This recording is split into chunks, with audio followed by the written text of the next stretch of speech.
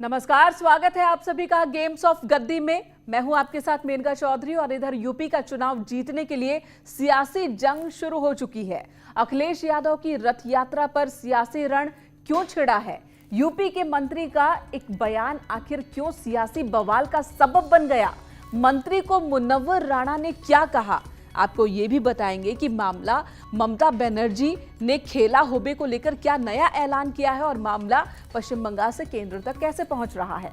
साथ ही आपको बताएंगे सत्ता में सुर संग्राम कैसे छिड़ा है और कौन हावी है। सबसे पहले बात कर लेते हैं यहां पर अखिलेश यादव की। उत्तर प्रदेश में चुनाव जीतने का सपना लेकर एक बार फिर रथ पर सवार हो चुके हैं अखिलेश यादव। उन्नाव की धरती से उन्होंने सियासी जंग का आगाज किया। उनके निशाने पर बीजेपी की सरकार है, जबकि बीजेपी ने अखिलेश के हर दांव को पहले से ही फ्लॉप शो करार देकर तंज कसा है।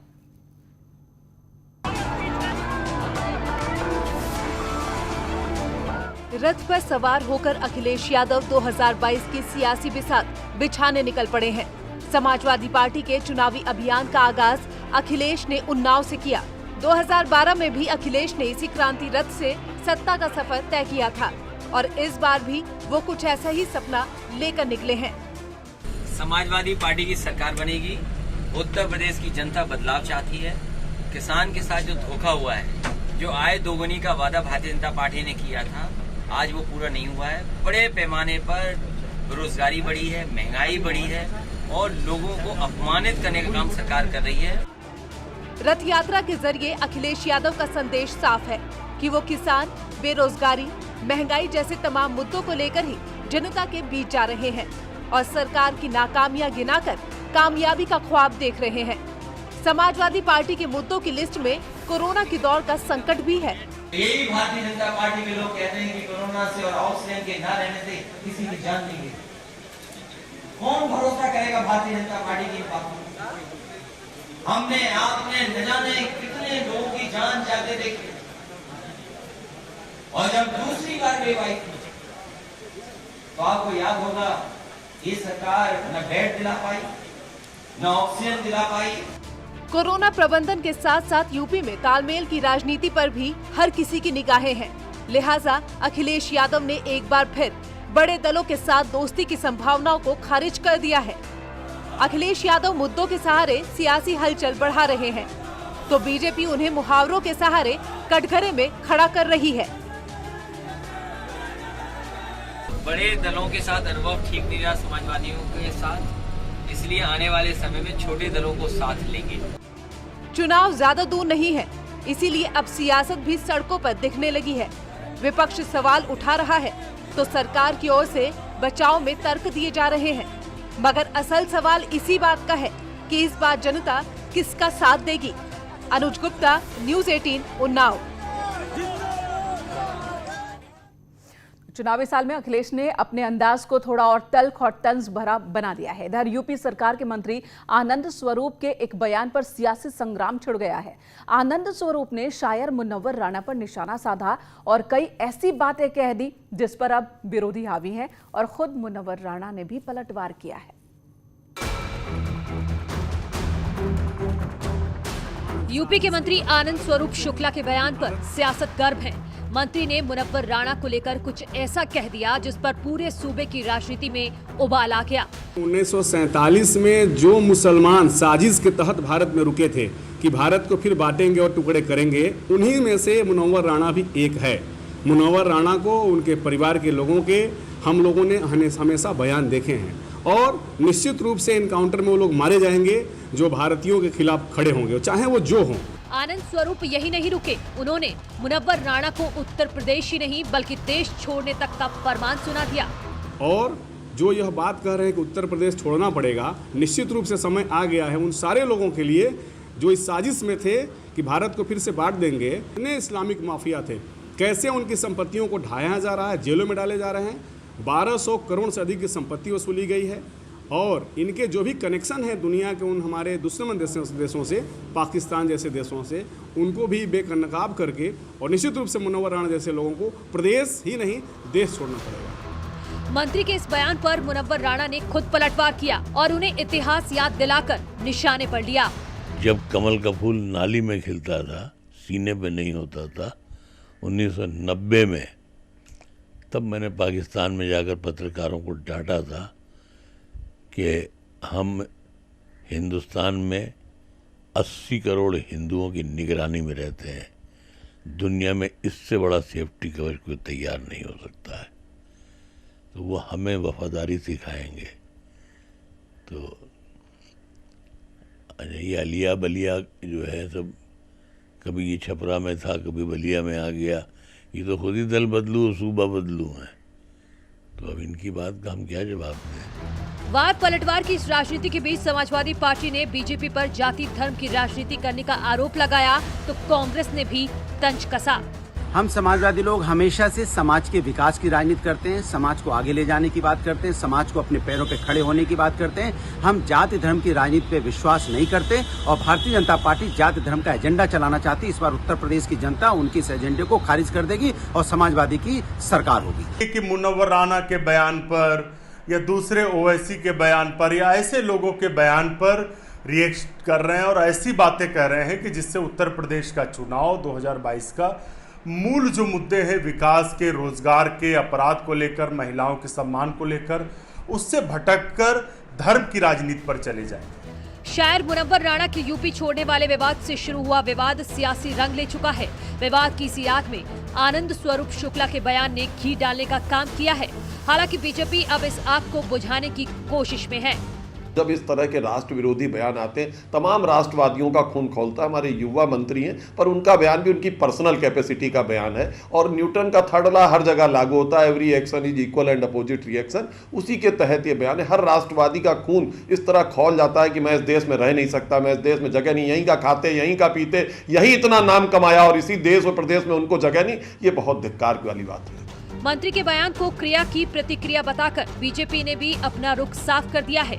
इससे ये तो तय है कि चुनाव में इस मुद्दे पर भी तल्खी देखने को मिलेगी, मगर इसका असर कितना पड़ेगा ये देखना बेहद दिलचस्प होगा। Bureau report, news 18।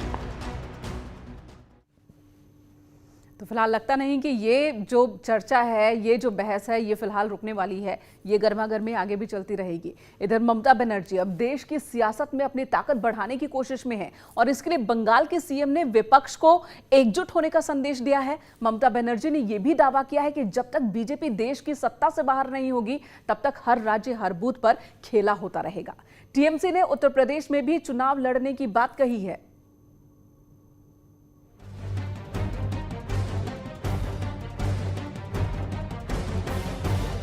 बंगाल में लगातार तीसरी बार सरकार बनाने के बाद ममता बनर्जी अब राष्ट्रीय राजनीति में अपनी पकड़ बनाने की राह पर निकली हैं। उनकी निगाहें अगले साल होने वाले यूपी विधानसभा चुनाव पर भी हैं। इसके लिए उन्होंने बिगुल भी बजा दिया है। टीएमसी की ओर से मनाए जाने वाले शहीद दिवस के मौके पर ममता ने बीजेपी और केंद्र सरकार पर तीखा हमला बोला। केउ चिंता करबार नेই, प्रतिदिन যখনই সময় পাবেন आध घंटा করে মিছিল করবেন, যে সময়টা মানুষকে ডিস্টার্ব করবেন না। পেট্রোলের দাম বাড়লো কেন, জবাব চাই, জবাব দাও। ডিজেলের দাম বাড়লো কেন, গ্যাসের দাম বাড়লো কেন, জবাব চাই, জবাব দাও। কোভিড ভ্যাকসিন পাওয়া যাচ্ছে না কেন। खेला होवे के नारे से बंगाल में जीत दर्ज करने के बाद ममता अब देश भर में खेला करने का दम भर रही हैं। लखनऊ में भी टीएमसी कार्यकर्ताओं ने उनकी स्पीच सुनी और विधानसभा चुनाव के लिए तैयारी का दावा किया।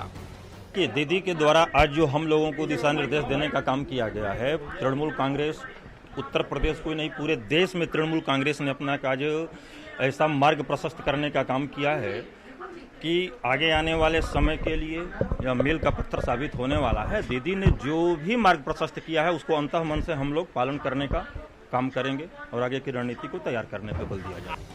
टीएमसी भले ही केंद्र सरकार से टकराने का ऐलान कर चुकी हो, लेकिन बीजेपी को उनकी चुनौती में कोई दम नजर नहीं आ रहा।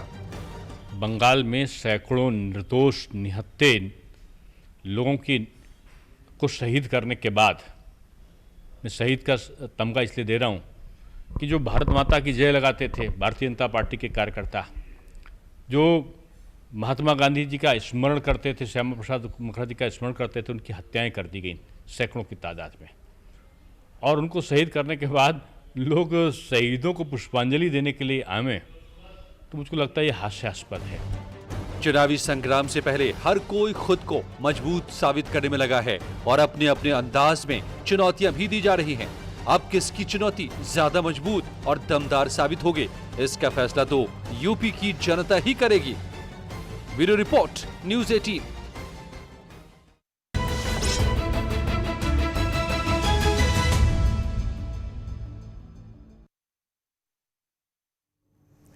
योगी बाबा बड़े लड़ैया, गुंडों की छाती चढ़ बोले, ये लाइनें एक गाने की हैं जिसे अल्लाह की धुन पर गाया गया है।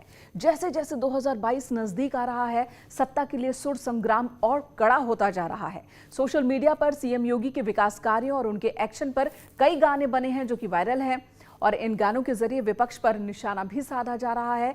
जनता से योगी को फिर से जिताने की अपील भी की जा रही है। योगी बाबा बड़े लड़ैया, फिर से सीएम दियो बनाए, गुंडों की छाती चढ़ी बोले, ठीक रहो या जाओ तुराई, अपराधी रोवत घूमत है।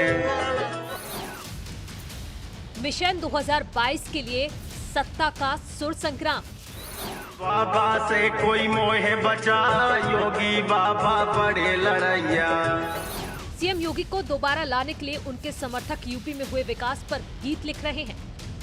गीतों में यूपी की नई तस्वीर पेश कर रहे हैं।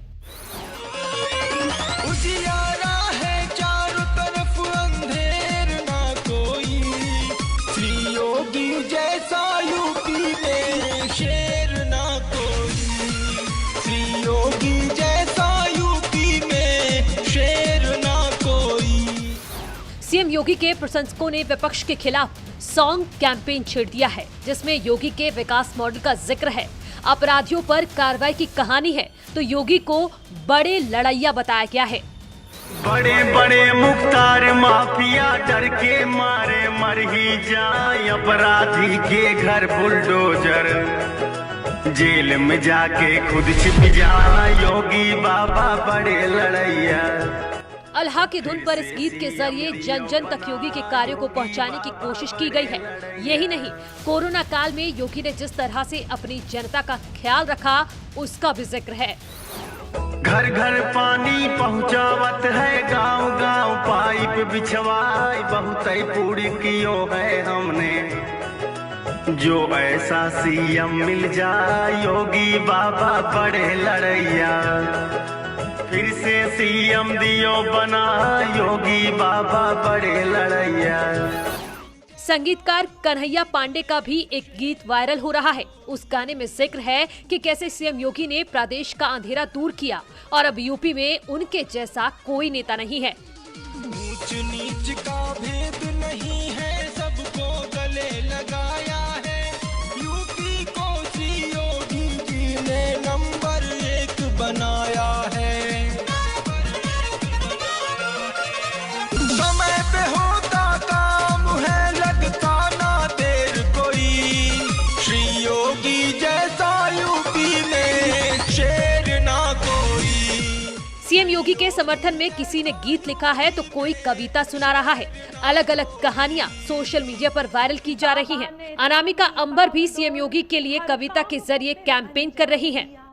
बाबा ने थामी बागडोर, हर काम को फिर अंजाम दिया, दंगाकारी को कुर्क किया, दंगों पर पूर्ण विराम किया, दंगाकारी को कुर्क किया, दंगों पर पूर्ण विराम दिया, इतिहास के कुंदन स्तंभों को मान दिया, सम्मान दिया, राजनीति की पुस्तक का ये एक स्वर्णिम अध्याय हुआ, मोदी योगी का समीकरण उन्नति का अब पर्याय हुआ।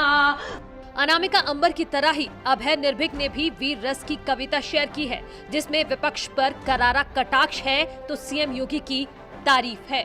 भारत माता के दामन पर घाव बहुत ही गहरे थे, यूपी की छाती पर पाकिस्तानी झंडे फहरे थे और यहाँ के सारे प्रहरी अंधे गूंगे बहरे थे। किंतु शेर ने बाह मोड़कर अरियों को ललकार दिया। पाकिस्तान परस्तों का है चुन चुन कर उपचार किया।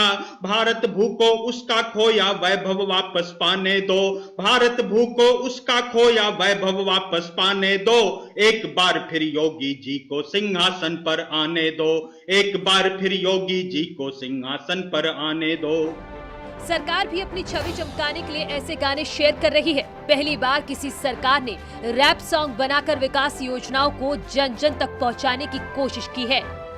यूपी अब नहीं है किसी से कम, अपना यूपी है नंबर 1। दंगाई, गैंगस्टर, महिला अपराध, सब पे लगाई है कस के लगाम। मोदी जी का है मार्गदर्शन, डबल इंजन की सरकार में है दम। सभी गानों में अलहक के धुन वाला गीत सबसे पॉपुलर हो रहा है। गुंडों की छाती चढ़ी बोले